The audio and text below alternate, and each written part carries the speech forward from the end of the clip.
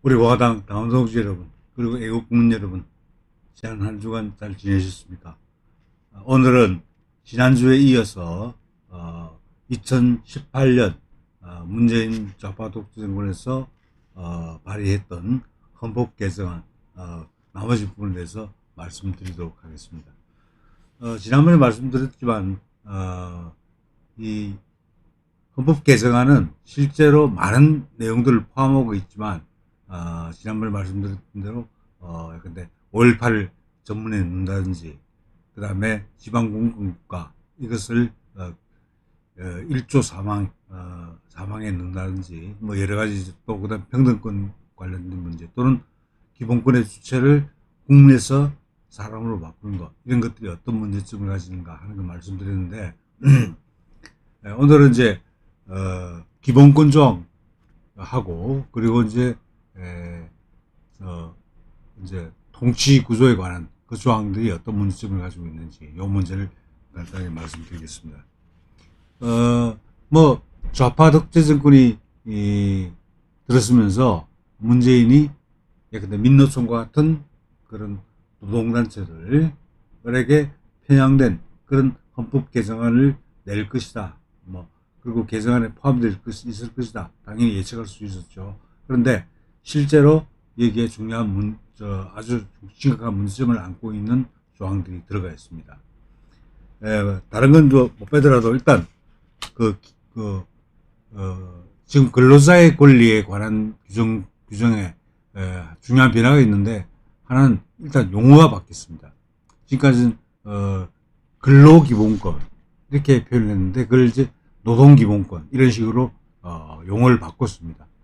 물론 이제 근로, 노동 이 개념이 약간 차이가 있긴 하지만 하여튼 지금까지 근로라는 개념을 노동이라는 개념과 같이 사용해 왔습니다. 그래서 근로기준법에서는 근로라는 말을 사용하죠. 그런데 노동조합 할 때 또 노동조합 이렇게 사용을 하고 있습니다. 근데 어떤 간에 지금 좌파들은 기본적으로 근로라는 단어를 없애고 그게 이제 흔히 말해서 일제 시대의 용어다. 그렇기 때문에 없애야 된다. 이렇게 주장하면서 노동으로 바꾸려고 하는데 하여튼 이 개정안에는 근로 개념을 전부 노동으로 바꿨습니다. 그래서 노동기본권이라는 용어를 사용하고 있고요. 그 다음에 이제 여기서 특별히 우리가 주목해야 될 내용이 바로 개정안 제34조 제2항 규정입니다. 이 규정이 뭐냐면 노동자는 노동 조건의 개선과 그 권익의 보호를 위하여 단체 행동권을 가진다 이렇게 되어 있습니다. 여기서 노동 조건의 개선을 위해서 단체 행동권을 가진다. 이 부분은 현행 헌법에도 그대로 나와 있습니다.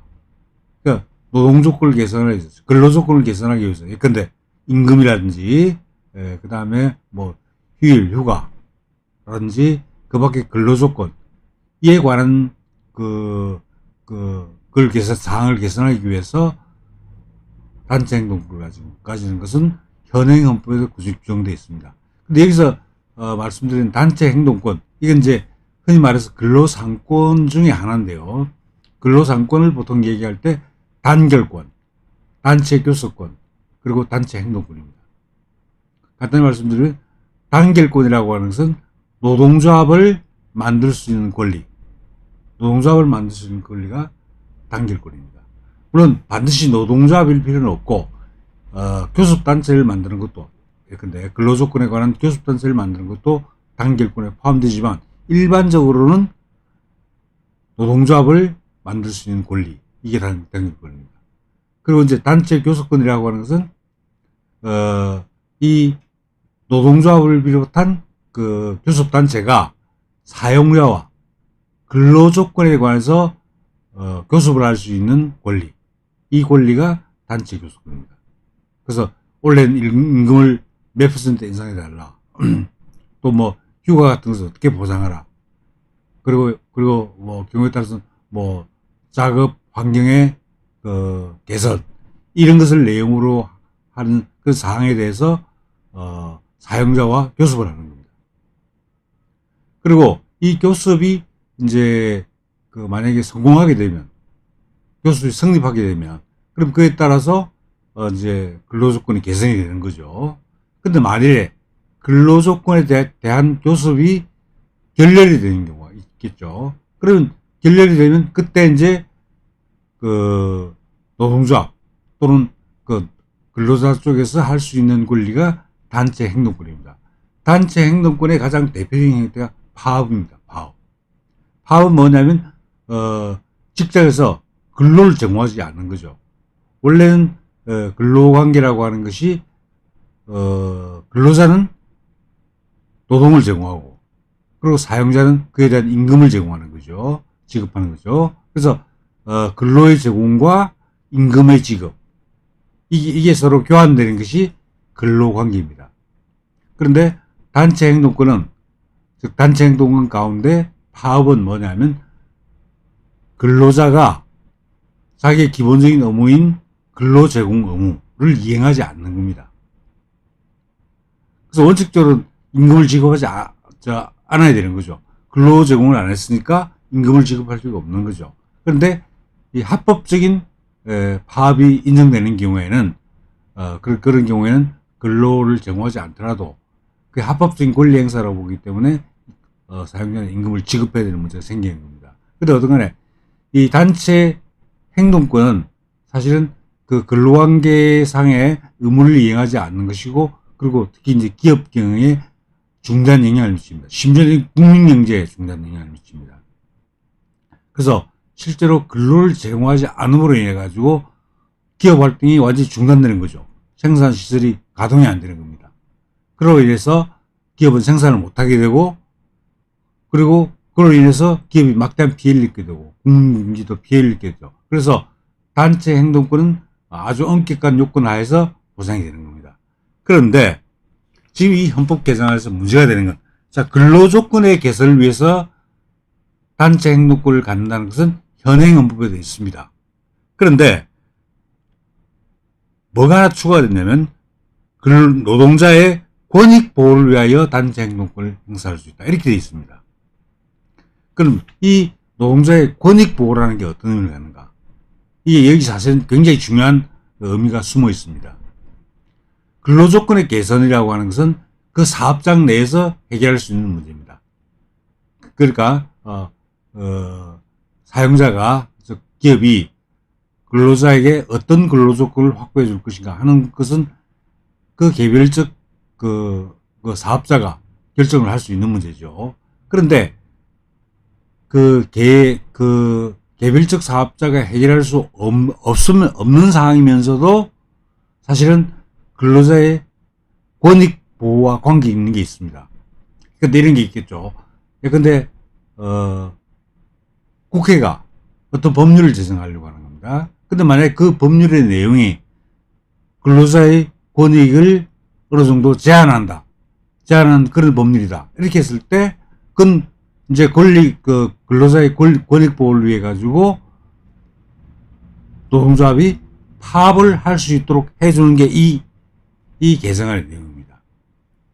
다시 말하자면, 개별적 사업장 내에서의 근로조건과 관계없는 입법이라든지 정부의 정책이라든지 이런 사항에 대해서도 그런 사항을 이유로 해서도 파업을 할 수 있도록 한다는 겁니다. 이걸 흔히 말해서 학문적으로는 정치파업이라고 얘기합니다. 정치파업. 근데 현행 법상으로는 정치파업이 금지되어 있습니다. 물론 이제 민노총 같은 경우에는 실제로 이제 탈법적으로 근데 총파업 이런 식으로 해가지고 정치파업을 사실상 하고 있지만 법적으로는 그것이 좀 더 위법입니다. 그런데 이 권익 보호를 위해서 단체 행동권을 행사할 수 있게 만들면 정치 파업을 하는 것도 헌법적으로 허용이 되는 겁니다. 보장이 되는 겁니다. 그래서 국회가 어떤 법을 만들고 한다. 행정부가 어떤 조치를 취하려고 한다. 그러면 이제 그 법에 의해서 영향을 받는 모든 기업에서 그 노동조합이 파업을 할 수 있는 겁니다. 근데 정치 파업을 금지시키는 가장 중요한 이유는 그게 그 사업장의 그 사업주가 해결할 수 있는 문제가 아니라는 거죠. 해결해 줄 수 있는 문제가 아닌데, 즉 기업이 해결할 수 있는 범위를 넘어서서 국가적 그 차원의 문제 때문에 파업을 하는 것은 결국 그 기업에게 책임이 없는 사유로 인해서 불이익을 당한다는 거죠. 노동자들이 파업을 하니까 불이익을 당한다는 거죠. 즉 국가적 사안 때문에 개별 기업이 피해를 볼 수 있기 때문에 파업은 안 된다고 보는 겁니다. 그래서 정시 파업은 원칙적으로 금지시켜 놓고 있는 겁니다. 그런데 이 그 헌법 개정안에 따라서 하여튼 권익 보호를 위해서 단체 행동권을 행사할 수 있다 이렇게 되면 입법 활동이나 행정부의 어떤 행정 조치에 대해서도 파업을 할 수 있게 됩니다. 이건 단순히 말씀드리면 그냥 파업 천국이 되어버리는 겁니다. 파업 천국이. 국회나 정부가 실제로 이 노동 조건에 관해서 어떤 불이익을 가하는 것도 전부 파업의 그 근거가 되기 때문에, 이유가 되기 때문에 실제로 파업이 많이 나게 됩니다. 지금 현재는 근로조건의 개선을 위해서만 파업을 할 수 있기 때문에 그나마 근로조건의 개선 이외의 목적으로 파업을 하는 것은 불법 파업이기 때문에 지금 법적 책임을 물을 수 있습니다. 그런데 이 헌법 개정안이 통과되면 자 정치 파업을 하더라도 그것은 근로자의 그 권익 그 보호와 관련이 있다고 연결시키면 근로자의 권익 보호와 연결시키면 이게 합법적인 파업 또 헌법에 합치되는 파업 헌법이 보장하는 파업으로 바뀌어야 되는 거죠. 그런 사실은 파업이 일상화되는 겁니다. 파업이 이런 문제가 하나 있고요. 그래서 하여튼 그 정치적 문제 때문에 파업을 할 수 있게 만들어 주는 독소조항이 바로 이 조항입니다. 그리고 또 하나 문제는 뭐냐면 지금 저 좌파 쪽 중심으로 해서 이 민노총 이런 노동단체에서 끊임없이 요구하고 있는 것이 노동조합이 경영에 참가해야 된다는 거죠. 경영에 참가하려는 그런 주장을 계속 해왔습니다. 그런데 사실 경영활동이라는 게 원래 이제 사용자가 가지는 고유한 권리죠. 근데 거기에 노동조합이 끼어들려고 하는 겁니다. 노동조합이 끼어들어가지고 실제로 경영활동을 저해시키는 거고, 그리고 그 경영활동을 통해서 경영활동에 참가함으로써 인해서 그 노동조합이 확보한 정보를 가지고 사실은 사용자를 압박하기 위한 수단으로 이용되는 겁니다. 그럼 이런 것이 지금 현재로서는 금지되어 있습니다. 그런데 이 조항이 통과되면 뭐냐? 자, 그럼 우리 노동조합에서 기업 경영에 참여하겠다라고 요구를 합니다. 왜? 그건 권익 보호를 위해서 필요하기 때문에 참여하겠다. 근데 그 사용자 쪽에서는 그 요구를 들어주지 않습니다. 경영은 그 사용자의 고유한 권리다. 들어주지 않으면 그럼 이게 우리 근로자들의 권익 보호를 해치기 때문에 바로 파업하겠다. 이렇게 할 수 있습니다. 그래서 실제로 경영 참가를 압박하는 수단으로 사용자에 대해서 경영 참가를 받아들이도록 압박하는 수단으로 이 단체 행동권, 즉 파업이 이용될 수 있다는 거죠. 이건 엄밀하게 뭐 악용되는 거지만 하여튼 그런 것들이 가능합니다. 그래서 실제로 이 조항을 바탕으로 해서 자 이제 입법 활동이나 행정 조치를 이유로 파업을 할 수 있고, 그리고 그 경영자의 고유 권한인 경영에 노동조합이 참여해 줄 것을 요구하고 그것을 만약에 경영자가 받아들이지 않으면 마찬가지로 이게 권익보호를 침해했다라고 해가지고 또 파업을 할 수 있고, 이렇게 해서 일상적으로 파업을 할 수 있는, 또 개별 기업의 영역을 넘어서는 사유로 파업을 할 수 있는 그런 근거 조항이 되는 게 바로 이 개정 조항의 내용입니다. 그래서 지금 지난번에 말씀드렸다시피 지금 지금 현행법만으로도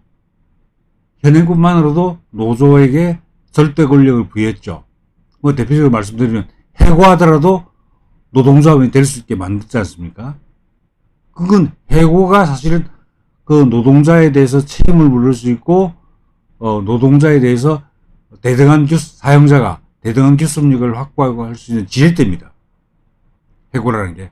그런데 해고된 근로자도 노동조합의 구성원이 될 수 있도록, 조합원이 될 수 있도록 만든다는 것은 사실 사용자가 가지고 있는 그 최소한의 균형을 확보할 수 있는 권리, 해고권이죠. 해고권을 완전히 무력화시켜버립니다. 그래서 노조 천국이 되어버리는 거죠. 근데 거기다 더 붙여서 이 조항은 뭐냐? 파업도 자유롭게 할 수 있다는 거예요. 근로조건의 개선을 위해서 파업할 수 있는 건 물론이고, 그 밖에 정치적인 문제 때문에 또는 경영 참가를 위해서 사실 파업을 할 수 있도록 만들어주는 겁니다. 그리고 이게 또 더 심각한 문제가 지금 우리 그 나라의 많은 조합들은 물론 개별 기업 단위로 노조가 만들어져 있습니다. 그런데 또 그 산업별로 그리고 전국 단위로 노동조합이 또 만들어져 있죠. 그래서 산업별 조직하고 전국 조직이 만들어져 있습니다. 민노총 같은 경우가 전국 조직이죠. 그래서 실제로 그 만약에 이 정치 파업 같은 것이 허용되면 민노총이 주도해서 전국적인 파업을 유도할 수가 있습니다.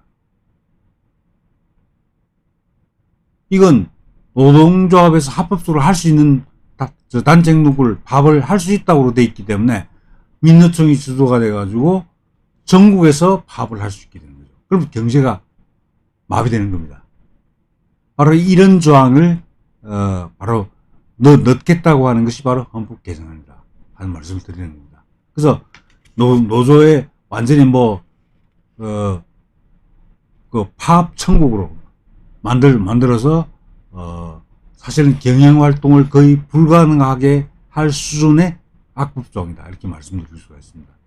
그 정치 파업 문제는 그래서 굉장히 예민한 문제입니다. 그래서 실제로는 근로자가 권익 보호를 위해서 파업하는 게 그건 왜 문제냐 이렇게 말씀드리겠지만 권익보호라는 자체가 개별 기업의 단위를 넘어서는 입법이라든지 행정조치라든지 이런 것과 관련되어 있다는 거죠. 그걸 이유로 파업할 수 있다는 겁니다. 그래서 이 자그마한 권익보호라고 하는 구절 속에 실제로 정치 파업을 허용하겠다는 굉장히 독소적인 내용이 포함되어 있다 하는 것을 이해하시면 되겠습니다. 그런 측면에서 이 조항이 큰 문제가 된다. 그 말씀 드리고. 그리고, 공무원, 공무원은 원래, 지금까지는, 공무원은 단체 행동권이 안 되고, 예외적으로만 단체 행동을 보장된다. 그렇게 했는데, 공무원의, 근로기본권을 더 확대한 내용이 있는데, 그건 좀 구체적인 내용에서 따로 설명을 안 드리겠습니다. 하여튼 근데 실제로 공무원 노조법을 개정해가지고 하여튼 공무원이 아닌 공무원에 있다가 해직된 사람들에게 공무원 노조에 들어갈 수 있게 만들었고 교원 노조도 마찬가지입니다. 이건 법 개정을 다 했습니다. 이번 21대 국회에 들어와서 다 했다는 거 말씀드리고요. 자, 그 다음에 이제 기본권에 관한 것은 이 정도로 말씀드리고 그 다음에 말씀드려야 되는 게 이제 국회에 관련된 규정입니다. 우리 헌법은 일단 지난번 말씀드린 대로 제일 앞에 이제 전문이 나오고 제1장이 총강입니다. 그리고 제2장이 국민의 권리와 의무입니다. 그리고 제3장이 국회입니다. 제가 그 순서를 말씀드리는 건데 그럼 국회에 어떤 문제점이 들어가 있나 이걸 한번 우리가 볼 필요가 있는데 사실은 지금 대한민국 국회는 다수당이 지금 현재 더불어민주당처럼 약 3분의 2 이상의 의석을 차지하면 사실 무소불위의 권력기관입니다. 이번에 판사에 대한 탄핵소추 의결 있죠. 그래서 보다시피 170명 정도가 되니까 탄핵소추안 바로 가결시켜버립니다. 완전히 입법 독재, 국회 독재를 하고 있는 거죠. 자, 그래서 이제 사실은 국회의 권한은 이미 충분히 많은 권한들이 부여되어 있기 때문에 그 부분은 손댄 게 없습니다. 단지 이제 몇 가지 직접 민주제적 요소를 도입하고 있다는 게 중요한 내용입니다. 근데 지난번에 말씀드렸다시피 직접 민주제는 우리가 현행부에 있는 게 국민투표, 이게 직접 민주제입니다. 그리고 이제 국민 발안, 국민 소환 이것이 있는데 지금 국민 발안과 소환은 현재 국회의원에 대해서는 국민 발안과 소환을 하지 못하게 되어 있습니다. 그런데 이 개정안에는 국회의원에 대해서도 국민 발안과 소환을 할 수 있게 만들어졌습니다. 그래서 실제로 여기 들어가 있는 국민 발안제는 뭐냐면 국민이, 물론 일정한 수 이상의 국민입니다. 국민이 직접 법률안을 발의할 수 있도록 권한을 부여한 겁니다. 이게 바로 국민 발안권입니다. 발안제도입니다. 그래서 일정 수 이상의 국민이 직접 법률안을 낼 수 있는 겁니다. 법률안을. 국회에 바로 내는 거죠. 지금은 어떻게 했냐면, 지금은, 정부에서 법률안을 제출하거나, 아니면 국회의원 10명 이상이 발의를 하는 거죠. 그리고 일반 국민은 직접 할 수가 없고, 국회의원을 통해서, 국회의원에게 입법청원을 해가지고, 국회의원을 통해서 법률안을 발의할 수 있습니다. 그런데 개정안에서는 일정 수 이상의 국민이 바로 법률안을 제출할 수 있도록 만들어 놓은 겁니다. 근데 이거 아시겠지만 지금 사실은 국민이 직접 법률안을 제출할 수 있는 그런 세력을, 그런 조직을 가지고 있는 그런 세력이 누구겠습니까? 가장 대표적인 게 민노총입니다. 한마디로 말하면 민노총과 같은 거대 좌파 조직들이 이제 직접 법률안을 제출하겠다는 겁니다. 법률안을 제출하겠다는 거죠. 근데 이건 어떤 의미를 갖냐면 사실은 이 좌파 단체 입장에서 볼 때는 의석 분포에 따라서도 그렇기도 하지만 하여튼 자기들이 지지했던 정당이 다수당일 경우라 하더라도 실제로 국회의원들이 그 좌파 단체의 요구를 다 수용하지 못하는 경우가 있을 수 있습니다. 다시 말하자면 예컨대 여당 국회의원이라 하더라도 실제 나중에 선거를 해야 될 때는 여당 표 쪽만 얻는 건 아니죠. 좌파 단체의 표만 얻어가지고 당선될 수 없는 건 아닙니까? 그래서 좌파 진영에 있는 사람이라도 하여튼 좌파 단체가 요구하는 것이 너무 과하다, 또는 이게 헌법 위반이다, 이렇게 생각할 수도 있는 거 아닙니까? 그런 경우에는 국회의원들이 입법청원을 받아들이지 않습니다. 자, 그럴 경우에 입법이 되지 않으니까 이제는 어떻게 하냐? 좌파 단체들이 직접 바로 법률안을 제출하겠다는 거죠. 그래서 실제로 이건 그 다수의 힘, 법률안을 발의하는데 참가한 다수의 국민들의 여론의 압력을 통해서 사실 국회를 압박하는 겁니다. 압박해서 만약 이 법을 통과시키지 않으면 근데 여든 야든 그 정당을 심판하겠다, 이런 구호를 내기는 그런 굉장히 무리한 또는 심지어 헌법에 위반되는 그런 법률안이 통과될 가능성이 굉장히 높습니다. 그래서 실제로 이 법률안을 국민이 직접 발의하는 이 국민 발안제, 이것은 사실 많은 국가에서는 채택하고 있지 않습니다. 근데 이걸 넣었습니다. 근데 여러분 기억하실지 모르겠는데 20대 국회 말에 그 당시에 더불어민주당하고 그리고 지금의 국민의힘당 국회의원 일부가 헌법 개정안을 발의한 게 있습니다. 근데 그 헌법 개정안은 딱 한 가지입니다. 딱 한 가지. 뭐가 그랬냐면 국민이 직접 헌법 개정안을 발의할 수 있도록 한 겁니다. 지금은 헌법 개정안을 발의할 수 있는 것은 국회의원, 국회재적의원 과반수 또는 대통령, 이 두 기관만 헌법 개정안을 발의할 수 있습니다. 그런데 20대 국회 막바지에 그때 내놓은 그 헌법 개정안은 뭐냐? 국민이 직접 일정 수 이상의 국민, 근데 뭐 예를 들어서 100만 같은 거죠. 100만 이상의 국민이 직접 헌법 개정을 낼 수 있도록 만드는 겁니다. 그걸 하려고 했습니다. 물론 이제 그 20대 국회가 회기가 만료됨으로 임기가 만료됨으로 인해서 물론 폐기되긴 했지만 거기에 바로 국민 그 발언을 통해서 헌법 개정을 제출할 수 있도록 이렇게 만들어 놓은 겁니다. 근데 그 이전에 이미 법률안을 국민이 발언할 수 있도록 만드는 겁니다. 이 제도를 도입하려고 했던 겁니다. 그 연장성이 있는 겁니다. 근데 어떤 간에 이 좌파 단체들의 그 영향력을 확보해주기 위해서 이런 국민 발언제를 도입했다는 겁니다. 또 하나 중요한 것은 국민 소환제를 도입한다는 겁니다. 근데 사실은 우리 심정으로 보면 정말 요즘 국회의원들 자기 할 일 못하죠. 특히 이제 야당 국회의원이라는 사람들이 사실은 야당 국회의원으로서의 역할을 제대로 못하는 경우가 많죠. 그리고 우리 마음 같아서는 야당 국회의원으로서 역할을 제대로 못하는 이 사람들 소환한다는 말은 파면한단 말입니다. 파면한단 말입니다. 국민이 파면한단 말입니다.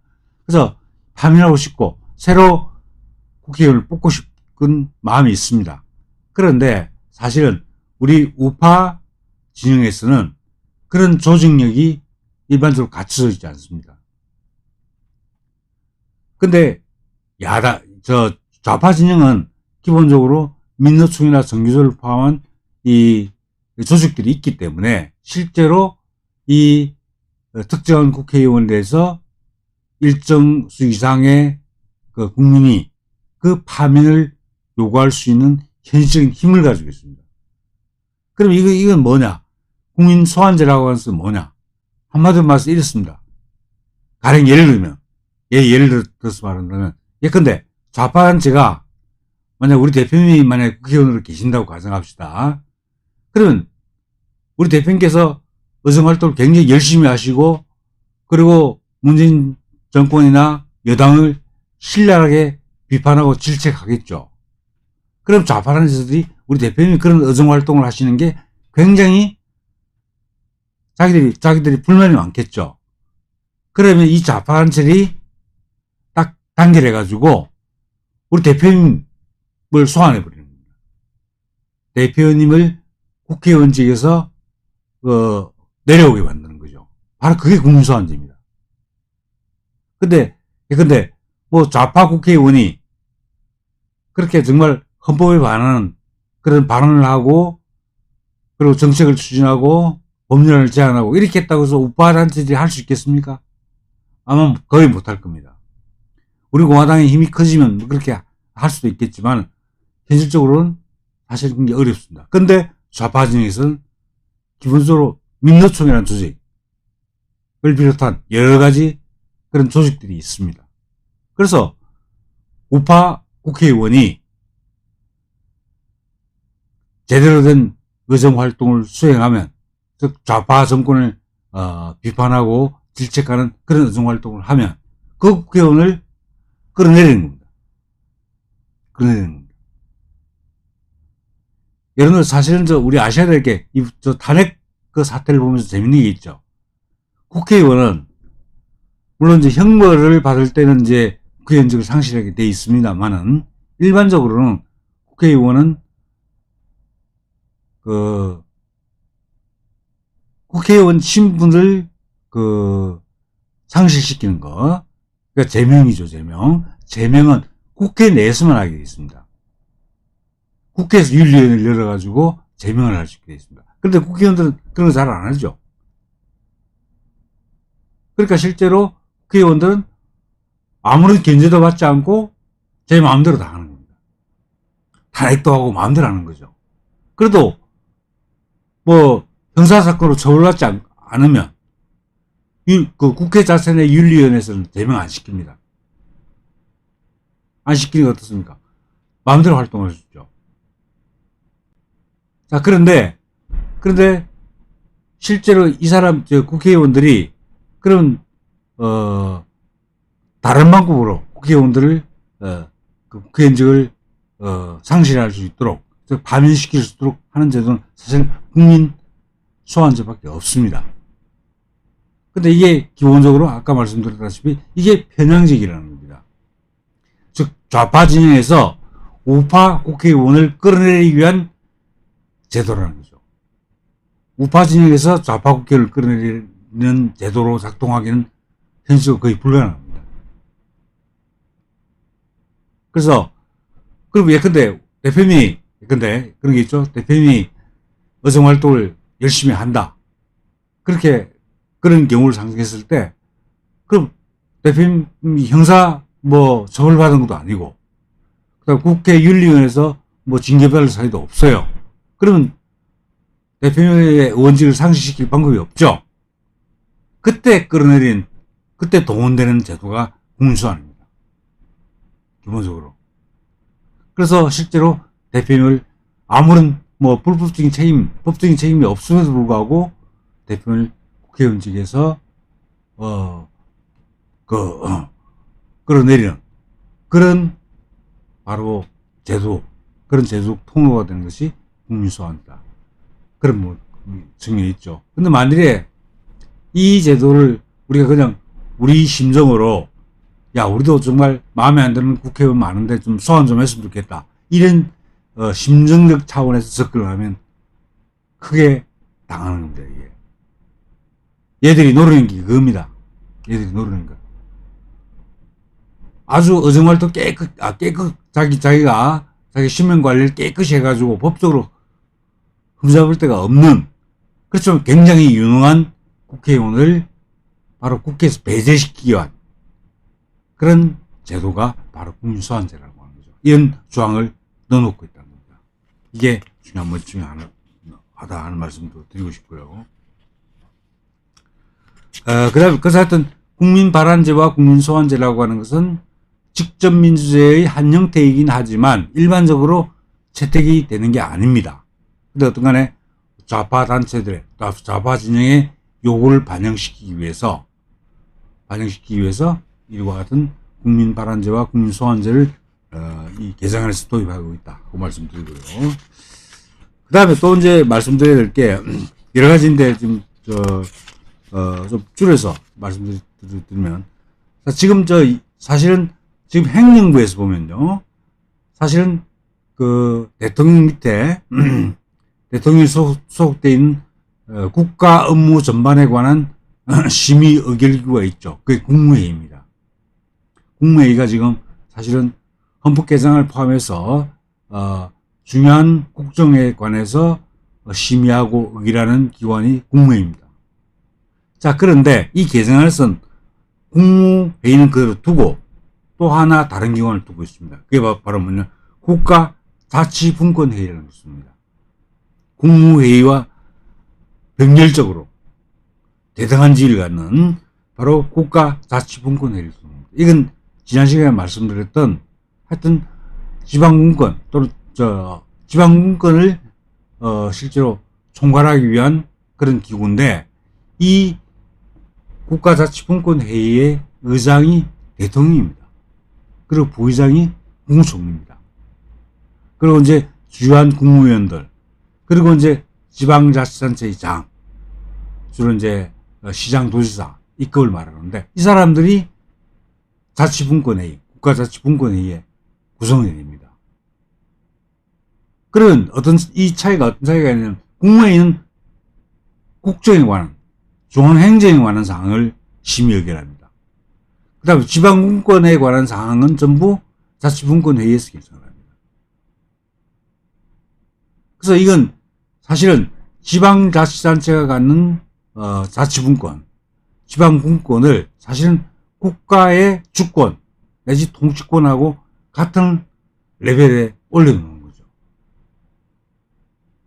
그래서 바로 이건 사실은 지방자치단체를 사실상 중앙정부로부터 독립시키는 그런 역할을 하는 게 바로 자치분권입니다. 이게 국무회의와 동격으로 올라가 있다는 거죠. 그래서 이 여러 가지 복잡한 문제가 발생할 수 있는 이제 헌법재판소가 담당해야 될 이제 권한쟁의 문제와 관련되어 있는데, 근데 국무회의가 의결한 사항하고 자치분권회의가 의결한 사항이 서로 모순될 때 어떻게 소송할 것인가 하는 문제가 바로 그런 문제가 바로 대들을 수 있는 겁니다. 그런데 지금 현재로서는 다 국무회의도 의장이 대통령, 부의장이 국무총리입니다. 근데 자치분권회의도 의장은 대통령, 부의장은 국무총리입니다.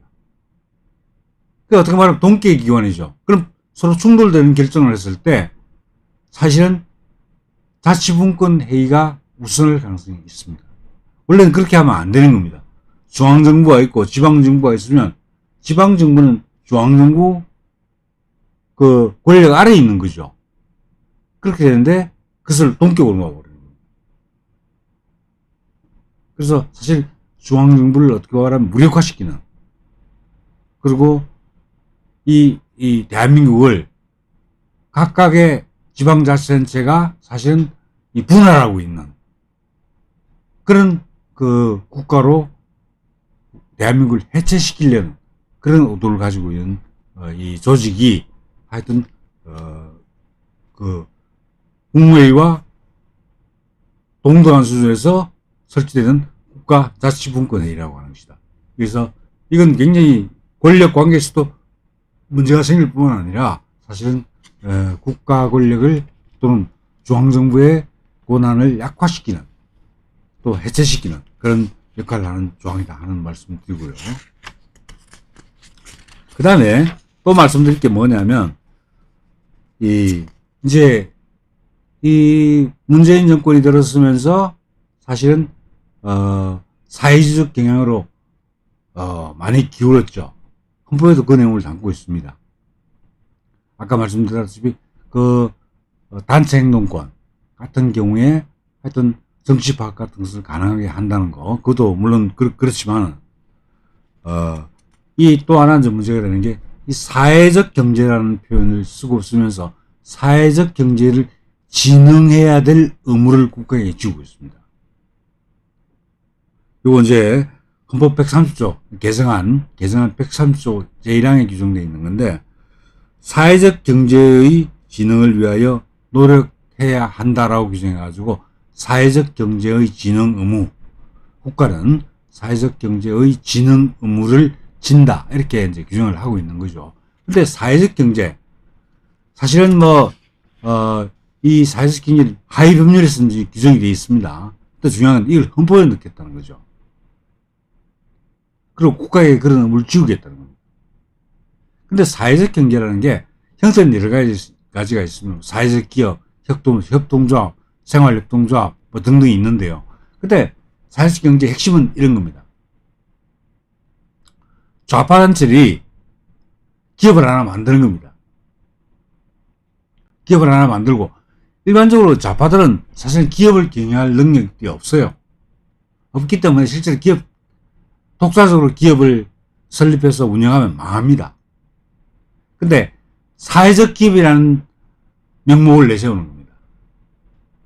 그러면 이 기업의 운영에 필요한 여러 가지 운영과 관련된 여러 가지 국가 보조금을 받을 수가 있는 겁니다. 그래서 좌파 단체들이 사회적 기업이라는 타이틀을 걸고 기업을 설립해 가지고 실제로는 국가 예산을 지원받아서 운영하는 겁니다. 한마디로 말하면 사회적 기업이라는 거 하는 것이 예산 먹는 함어입니다. 그래가지고 좌파 단체들 배불리는 거죠. 근데 그것을 헌법적 차원에서 규정을 하겠다는 겁니다. 자, 사회적 기업 만들었으면 그 기업에 국가가 예산으로 지원하겠다는 거죠. 해줘야 된다는 겁니다. 해야 될 의무가 있다는 겁니다. 이게 지금 저 사회적 기업 육성에 관한 법률이 만들어져 있긴 합니다. 근데 그건 법률 차원이고, 법률 차원에서 언제든지 바꿀 수 있는 거죠. 근데 헌법에 못 박아 놓으면 어떻게 됩니까? 이제 법률로 못 바꿉니다. 법률에 의해서 그 사회적 기업에 지원을 해줘야 되는 거죠. 그래서 이 좌파 단체들이 하여튼 그 사회적 기업이라는 명목으로 국가 예산 빼먹게 하는 겁니다. 예산 빼먹게. 빼먹게 해가지고, 그래가지고, 자기들 호주머니 채우고, 그리고 또 이제, 견딜 수 없으면 또, 이제 청산하고, 해산하고, 그리고 또 새로운 사회적 기업 만들고, 이런 형식으로 계속 뭐냐면, 바로 좌파들의 주머니를 채우는 그런 통로가 되는 게 사회적 기업입니다. 이들 사회적 기업을 실제로 운영하는 사람들은 실제로 경영 마인드나 또 기업 경영의 노하우 같은 것을 전혀 가지고 있지 않습니다. 이 사람들은 그냥 보고서 작성해서 잘 올려가지고 그냥 예산 타내는 겁니다. 그만하면 되는 거죠.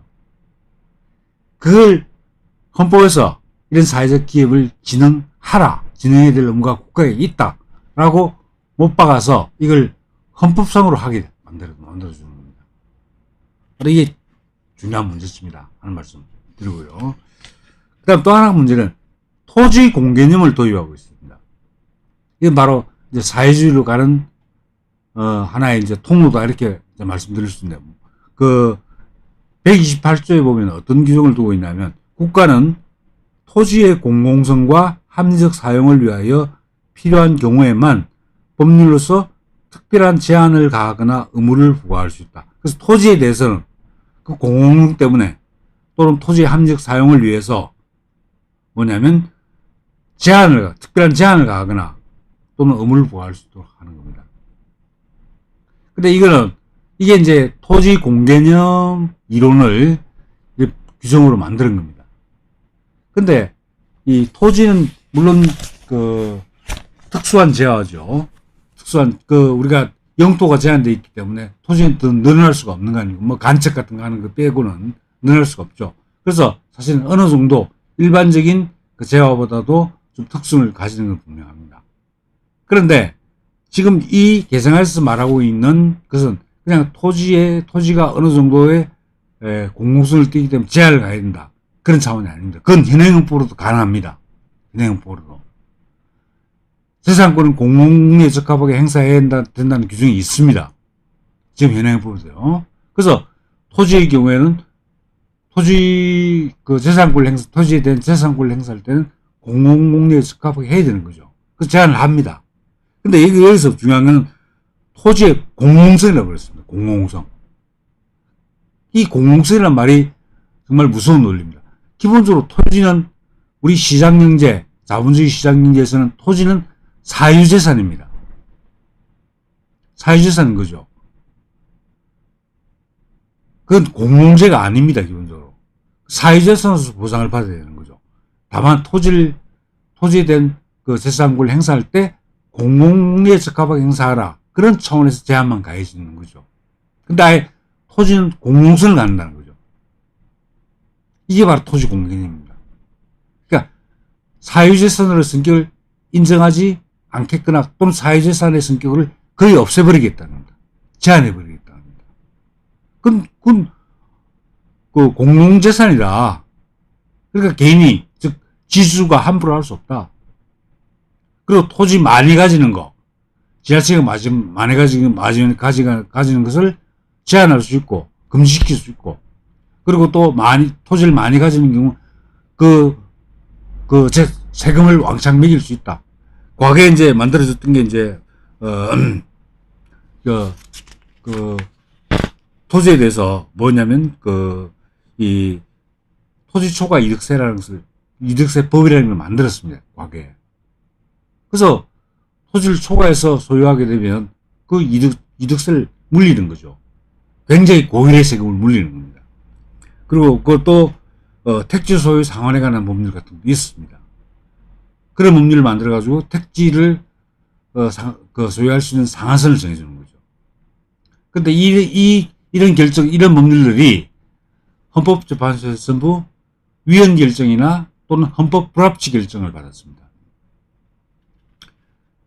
위헌 결정과 헌법 불합치 결정은 다른데요. 위헌 결정은 헌법에 위반되기 때문에 바로 결정이 난 시점부터 바로 무효가 되는 걸 말하고요.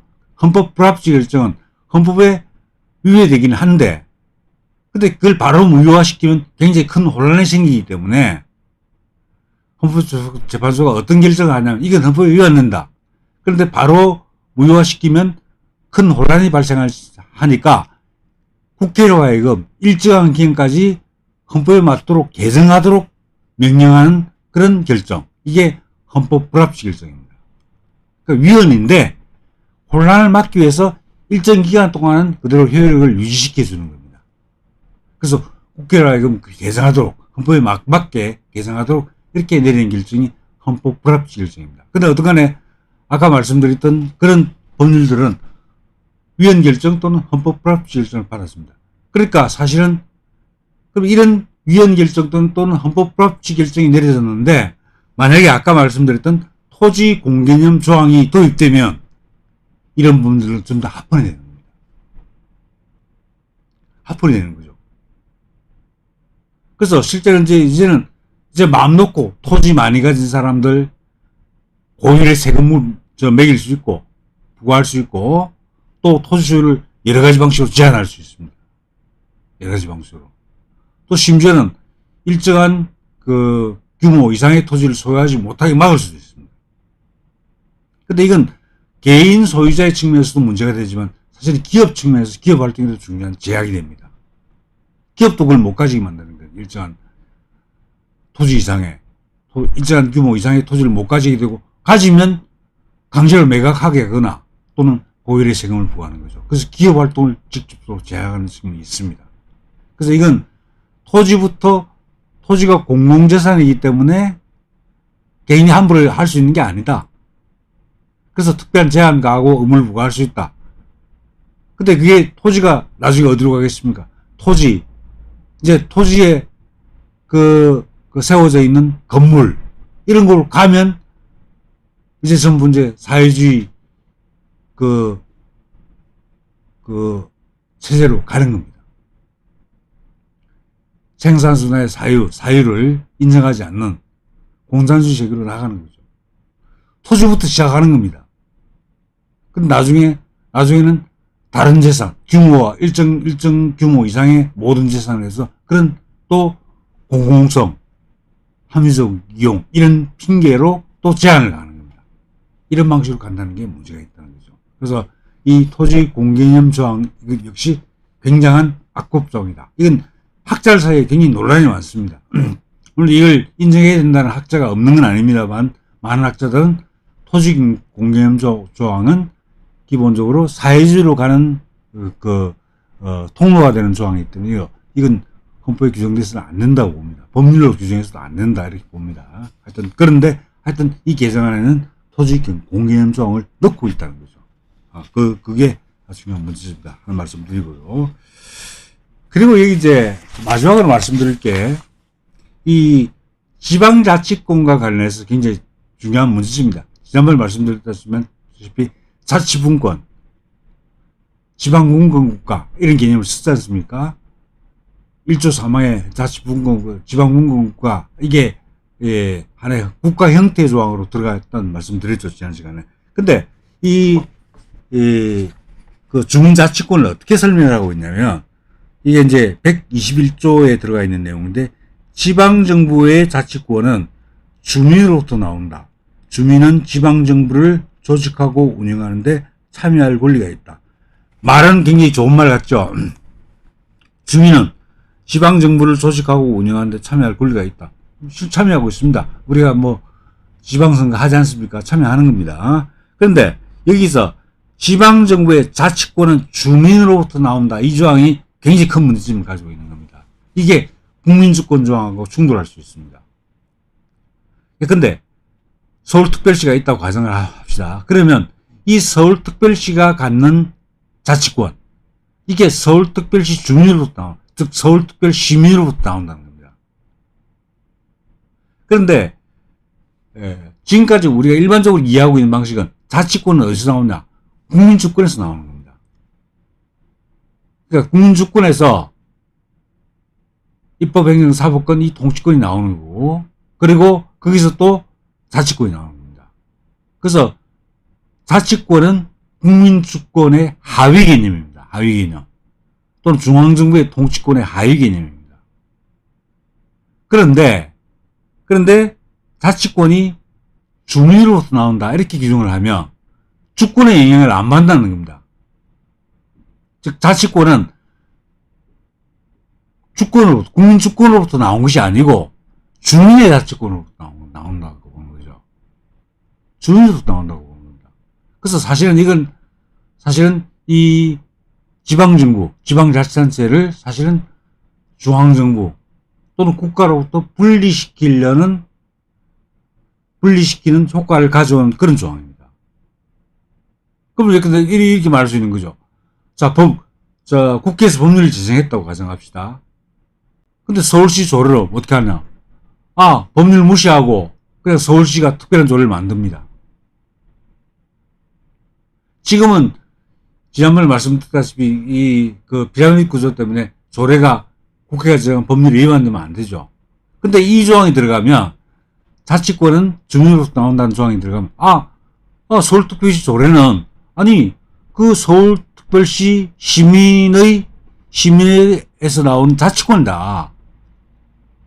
이건 국가 주권과 별개로 보장되어 있다. 이렇게 주장할 수 있는 거죠. 그럼 법률이 지방자치단체에서 적용 못 되는 상황이 올 수도 있는 겁니다. 이게 정말 심각한 문제 중에 하나입니다. 하여튼 그래서 이 주민의 자치권을, 지방정부의 자치권을 주민으로부터 나온다라고 하는 것이 국민주권을 사실상 배제하는 개념으로, 국민주권을 부정하는 개념으로 그렇게 악용될 수 있는 조항이 있다는 말씀을 드리고, 그 다음에 또 하나 이제 말씀드릴 것은, 권한 배분을 할 때 중앙정부가 있고 그 다음에 이제 지방정부, 헌법 개정안은 전부 중앙정부, 지방정부 이런 표현을 쓰고 있습니다. 중앙정부, 지방정부 이렇게 쓰고 있는데, 그럼 중앙정부와 지방정부 사이에 사무를 배분할 때, 또는 지방정부 상호간의 사무를 배분할 때, 근데 지방정부 간의 사무를 배분할 때는 물론 이제 광역 지방정부와 기초지방정부 그런 게 있겠죠. 그럼 그것을 배분할 때 어떤 원칙을 적용하느냐면 보충성의 원칙을 적용한다는 거죠. 근데 그 보충성의 원칙을 담는 규정을 규정을 하고 있습니다. 근데 뭐라고 규정을 하고 있냐면, 국가와 지방정부 간, 지방정부 상호 간 사무의 배분은 주민에게 가까운 정부가 우선한다는 원칙에 따라 법률로 정한다. 이렇게 되어 있습니다. 헌법 개정의 내용이 그렇습니다. 근데 주민에게 가까운 지방정부가 우선한다는 원칙, 이 원칙을 보충성의 원칙이라고 합니다. 근데 이 보충성의 원칙은 굉장히 문제가 있습니다. 원래 보충성의 의미는 뭐냐면 이런 겁니다. 자, 지방정부가 적절하게 처리할 수 있는 사무는 지방정부에 주고, 지방정부가 처리할 수 없는 그런 사무는 중앙정부에 준다. 이런 원칙입니다. 그래서 원칙적으로 지방정부가 할 수 있는 일은 지방정부가 하고, 지방정부가 하기 어려운 것은 중앙정부가 한다. 이런 원칙입니다. 그 원칙이 바로 보충성 원칙입니다. 그러니까 1차적으로 지방정부가 우선권을 갖고, 그 다음에 지방정부 차원에서 해결할 수 없는 사무는 중앙정부에게 준다. 이런 원칙이거든요. 자, 그런데 지금 이 헌법 개정안에 들어있는 내용은 그걸 넘어서는 겁니다. 배분할 때 무조건 지방정부를 먼저 주라는 얘기입니다. 그것도 주민에게 가까운 지방정부. 그럼 가까운 지방정부라고 해서 낮은 단위 지방정부를 이야기합니다. 그러니까 근데 서울시를 기준으로 하면 서울특별시는 바로 광역지방정부죠. 그리고 근데 구는 기초지방정부입니다. 그러면 주민에게 가까운 지방정부는 뭐냐? 구라는 거죠. 구에게 일단 주고, 그 다음에 서울특별시에 주고, 그리고 나머지를 중앙정부에 주라는 겁니다. 여기서 중요한 거는 그 지방정부가 그 사무를 해결할 수 있는 능력이 있느냐 없느냐에 관계없이 주라는 겁니다. 일단 주라는 거죠. 그래서 사실은 중앙정부의 그 사물을 지방정부에 사실은 다 나눠주라는 겁니다. 근데 보충성의 원칙은 그런 원칙만 있는 게 아닙니다. 보충성의 원칙은 이 지방정부 사이에 어떤 평등, 균형을 확보할 필요가 있을 때는 그때는 지방정부에 넘겨주지 말라는 겁니다. 그건 중앙정부가 해결해야 된다는 거죠. 그래서 근데 그런 문제가 생길 수 있습니다. A라는 지방자치단체는 근데 많은 혜택을 주는데 B라는 지방자치단체는 혜택을 못 주는 거죠. 그러면 이 주민들 사이에 불평등 문제가 발생하는 거 아닙니까? 그럼 그런 심각한 불평등은 중앙정부 차원에서, 국가 차원에서 그걸 해소를 해줘야 됩니다. 그런 문제는 중앙정부가 가져와야 되죠. 그런데 이 원칙이 헌법에 명문화되어 있으면 그렇게 못합니다. 일단 지방정부가 다 가져가는 거죠. 근데 여기 또 하나 중요한 문제가 들어있는 게, 이 원칙이 들어가 있으면 이제 지방정부가 뭐라고 요구하냐면, 원래 지방정부가 운영하는 데는 이 재정자립도가 필수적이죠. 근데 우리나라 대한민국의 대부분의 지방자치단체는 재정자립도가 그 지방자치단체를 운영하는데 턱없이 부족합니다. 재정자립도가 아주 낮습니다. 50% 이하, 뭐 20% 이때까지 가는 지방자치제가 많습니다. 특히 군 단위 같은 경우는. 그러면 그 보충성 원칙에 따라서 이렇게 지방정부에 우선적으로 사무를 배분하면, 그럼 지방정부가 뭘 요구하냐? 중앙정부에 예산 요구합니다. 헌법에 따라서 우리가 사무를 배분받았는데, 우리가 실제로 이 사무를, 우리가 시행을 하다 보니까 예산이 없다. 그래서 중앙정부에 예산 요구하는 거죠. 그래서 실제로 중앙정부는 실제로 사무를 권한은 갖지 못하면서 지방정부의 예산을 퍼부어야 되는 그런 상황이 올 수도 있다는 거죠. 이런 것을 사실 노리고 있습니다. 그래서 이것도 마찬가지로 하여튼 그 지방정부를 중앙정부로 또 분리시키고 하여튼 대한민국을 해체시키는 그런 작용을 하는 규정이다. 이렇게 말씀드릴 수 있는 거죠. 그래서 전반적으로 헌법 개정안의 내용은 하여튼 중앙정부 또는 국가의 권력을 약화시키고 지방정부의 권력을 강화시킴으로써 사실상 주와 같은 그런 연방국가 비슷하게 만들고, 전에 말씀드렸다시피 연방제 통일 이런 방식으로 가는 디딤돌을 놓기 위해서 이런 개정안을 마련했다. 이렇게 충분히 해석할 수가 있는 부분입니다. 그래서 하여튼 이런 여러 가지 측면에서 보면 이 헌법 개정안은 상당히 큰 문제점을 안고 있다 하는 말씀을 드리고, 하여튼 간에 이런 내용들을 학자들과 일반 시민이, 일반 국민이 참여하는 공청회를 통해서 그 문제점들이 충분히 논의가 되어야 됩니다. 근데 논의 안 거쳤습니다. 밀실에서 다 했습니다. 그래서 모르게 던져놓고 통과시키려고 한 거죠.